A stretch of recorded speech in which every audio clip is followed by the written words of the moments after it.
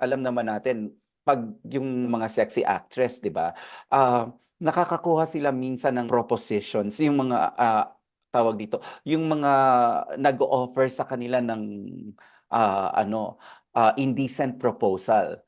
Oh, Nakakakuha ka ba ng yes. gano'n? Yes, ang dami po, ang dami nagcha-chat sa'kin sa Instagram, tapos How are ng you mga taking it? Teka muna, for pa somebody as parang young as you are, 'di ba, 22 years old tapos makakatanggap ka ng mga gano'n.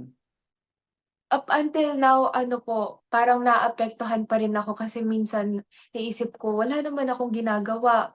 Hmm, Alam ko sa sarili ko na ah, I took my mom's advice very sa puso, sinapuso ko po talaga yung advice sa'kin ng mom ko na wala akong tatapakan na tao, mahal ko yung ginagawa ko. Kaya 'pag may nakikita po ako na gano'ng mga issue, parang nasasaktan ako dahil ba nagsimula ako sa gan'tong career kaya yan ginagawa ng mga tao o marami ba talagang nagseselos sa mga asawa't jowa nila? oo, kasi pinapanood ka, eh. Opo. May nang-away na ba Pero sa'yo? wala po ng away pero may nakita akong nag-aaway sa harap ko. Trabaho lang po. Balik tayo dun sa ano, how do you of course, what do you tell them? How do you tell them off 'pag merong indecent proposal?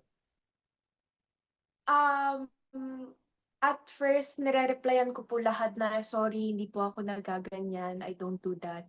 Pero ngayon po hindi ko na sila nire-replyan kasi paulit-ulit na lang po. At saka it's Saka kung alam pointless, 'di lang po ba?